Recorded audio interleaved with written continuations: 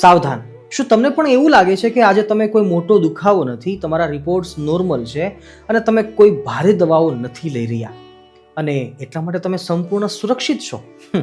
જો તમે આ ભ્રમમાં જીવી રહ્યા હો તો આજે જ જાગી જાઓ, કારણ કે દુનિયાની સૌથી ખતરનાક અને જીવલેણ બીમારીઓ ક્યારેય પણ દરવાજો ખખડાવીને નથી આવતી. એ શરીરમાં એકદમ ચૂપચાપ અને ચોર પગલે ઘૂસે છે અને જ્યારે આપણને એની ખબર પડે છે ત્યારે આપણા હાથમાં પછતાવા સિવાય બીજું કશું જ બચતું નથી. અબ પછતાવે ક્યાં હુઆ જબ ચિડિયા ચુગ ગઈ ખેત.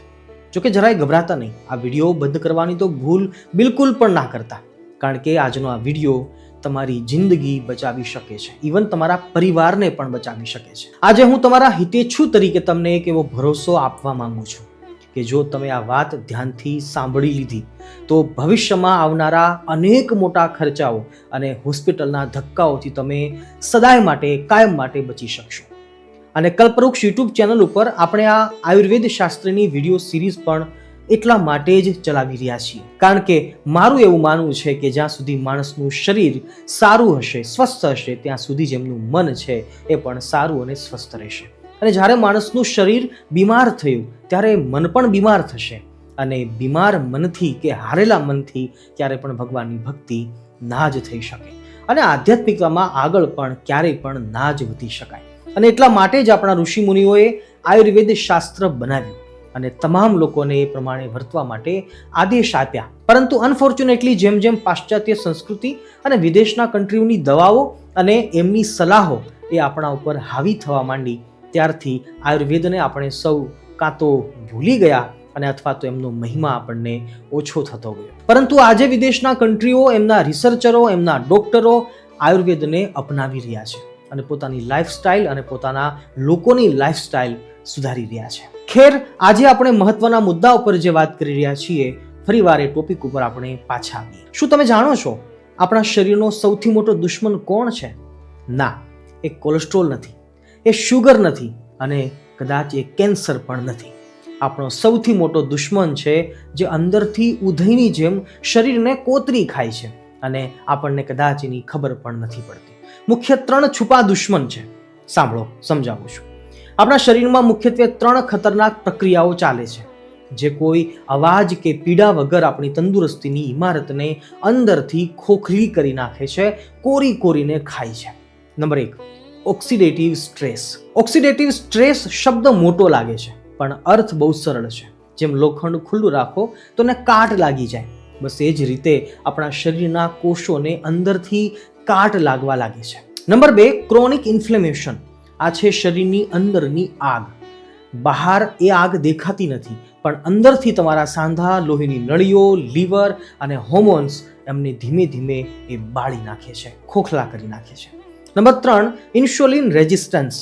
આ સ્થિતિમાં આપણું શરીર ચરબી પચાવવાને બદલે એનો સંગ્રહ કરવા લાગે છે. વારંવાર થાક લાગે અને શરીર ધીમે ધીમે ફૂલવા માંડે છે. પણ ભક્તો, હવે ચિંતા કરવાની કોઈ જરૂર નથી, કારણ કે કુદરતે આપણા રસોડામાં જ, આપણા કિચનમાં જ એક અદ્ભુત સંજીવની છુપાવી રાખી છે. શું તમે જાણવા માંગો છો કે એ કઈ વસ્તુ છે? તો એ છે સરગવો, જેને આપણે મોરિંગા તરીકે પણ ઓળખીએ છીએ. ચાલો જાણીએ સરગવાની અસલી તાકાત શું છે. તમે ઘણીવાર દાળ કે કઢીમાં સરગવાની શીંગો ખાધી હશે, રાઈટ? પણ એક કડવું સત્ય સાંભળજો, આ ઝાડની અસલી તાકાત એની શીંગોમાં છે, પરંતુ એની નાની નાની લીલી છમછમતી પાંદડીઓમાં તો અખૂટ છે, અગાધ છે.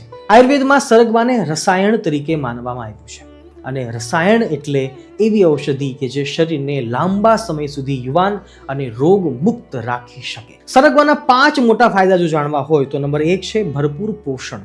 સરગવાના પાનમાં દૂધ કરતાં વધુ કેલ્શિયમ, ગાજર કરતાં વધુ વિટામિન, દહીં કરતાં વધુ પ્રોટીન આ કુદરતી રીતે હોય છે. શું તમને સવારે ઉઠતા થાક લાગે છે? કોમેન્ટમાં જરૂર લખજો હા અથવા ના. નંબર 2, શરીરની આંતરિક સફાઈ સરગવો કરે છે. સરગવો શરીરમાં રહેલા ઝેરી કચરાને ધીમે ધીમે બહાર કાઢવામાં મદદરૂપ કરે છે અને ઓક્સિડેટિવ સ્ટ્રેસ સામે સુરક્ષા કવચ બની જાય છે. નંબર 3, ડાયાબિટીસમાં મદદરૂપ થાય છે. સરગવાના પાંદડામાં એવા તત્વો રહેલા છે જે ઇન્સ્યુલિનને યોગ્ય રીતે કામ કરવામાં મદદ કરે છે. નંબર 4, સોજા અને દુખાવામાં રાહત આપે છે. જો તમને સાંધાનો દુખાવો, કમરનો દુખાવો, શરીર જકડાતું હોય, તો સરગવો કુદરતી પેઇન રિલીફ જેવી મદદ કરી શકે છે. અને નંબર 5, હૃદય માટે લાભદાયક છે આ સરગવો. સરગવો ખરાબ કોલેસ્ટ્રોલ ઘટાડવામાં અને લોહીની નળીઓને લચીલી રાખવામાં, સાફ સુથરી રાખવામાં મદદરૂપ થાય છે. હવે જોઈએ એને લેવાની સાચી રીત કઈ હોઈ શકે. મારા પર વિશ્વાસ કરજો કે બજારમાં મળતા મોંઘા કેપ્સ્યુલ્સ કે મોંઘી દવાઓ લેવાની કોઈ જરૂર નથી. તમે ઘરે જ સરગવાના પાન લાવો, છાયામાં એને સૂકવો અને પાવડર બનાવી લો. એનો સૌથી બેસ્ટ ઉપયોગ તમે આ રીતે કરી શકો છો. રોજ સવારે અડધી ચમચી પાવડર નવશેકા પાણી સાથે લઈ શકો છો, અથવા દાળમાં નાખી શકો છો, છાશમાં નાખી શકો છો, અથવા સલાદ ઉપર પણ તમે છાંટી અને ખાઈ શકો છો. યાદ રાખજો, આ કોઈ જાદુ નથી, આ કોઈ ટોનું નથી, આ એક જીવનશૈલી છે.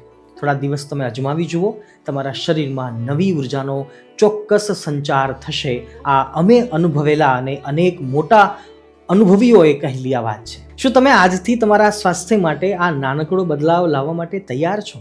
કોમેન્ટમાં હા કે ના જરૂર લખજો. છેલ્લે એક તમારા હિતેચ્છુ તરીકે એટલું ચોક્કસ કહીશ કે શરીરને સાચવજો, કારણ કે પૈસા ફરી કમાઈ શકાશે, પણ આ શરીર ફરીવાર નહીં મળે. આ માનવ શરીર દ્વારા જ આપણે જે ઈચ્છીએ કરી શકીએ છીએ, તો શા માટે આપણે એને ગૌણ કરી અને બીજી બધી વસ્તુઓને પ્રાધાન્ય બધું આપીએ છીએ? આજથી આ આયુર્વેદ શાસ્ત્રની આપણી વિડીયો સિરીઝની અંદર તમે જોડાજો. આપણી ચેનલ ઉપર અવારનવાર આપણે આવા ટોપિક લઈને આવીએ છીએ, જેનાથી માણસનું શરીર સ્વસ્થ રહી શકે અને બહુ ઇઝી ઘરેલું ઉપાયો દ્વારા આપણે આપણા શરીરને સ્વસ્થ રાખી શકીએ છીએ, પરિવારને સ્વસ્થ રાખી શકીએ છીએ. અને એ આયુર્વેદની અંદર અમુક વાતો જે લખી છે એ દરેક વાતોને આપણે આવરી લેવા માટે પ્રયત્નો કરી રહ્યા છીએ. આશા રાખીએ છીએ કે વાત અને વિચાર એ તમારા સમજવામાં જરૂર આવ્યા હશે. મળીએ છીએ ફરીવાર એક નવા ટોપિક સાથે. તમને પણ જો કોઈ અગત્યનો પ્રશ્ન હોય તો તમે કોમેન્ટમાં અવશ્ય પૂછી શકો છો. કોમેન્ટ સદૈવને માટે ઓપન છે. બની શકે એટલા આન્સર અમે આપવા માટે પ્રયાસ કરીશું. ફરીવાર મળીએ છીએ. જય આયુર્વેદ, જય સ્વામિનારાયણ, જય શ્રી કૃષ્ણ, જય સિયારામ, હર હર મહાદેવ, રાધે રાધે. અમારા ગુરુકુળની ગીર ગાયોનું ઘી હવે આખા ગુજરાતમાં અને ગુજરાતની બહાર મુંબઈ સુધી પણ અમે ફ્રી હોમ ડિલિવરી પહોંચાડીએ છીએ. ઘી ચોખ્ખું છે, શુદ્ધ છે અને ભેળસેળ રહિત છે. એની જવાબદારી અમારી છે. વધારે નહીં, પરંતુ એટલું ચોક્કસ કહીશ કે અત્યારના સમયમાં તમારા અને પરિવારના શરીરને સારા રાખવા માટે ઘી, તેલ, દૂધ આ બધું ઓછું ખાજો, પણ શુદ્ધ ખાજો. અને જ્યારે શુદ્ધ ઘીની જરૂર પડે ત્યારે અમને જરૂર યાદ કરજો. સ્ક્રીન ઉપર તમને નંબર દેખાતો હશે. વધારે માહિતી માટે તમે કોલ પણ કરી શકો છો. જય ગૌ માતા.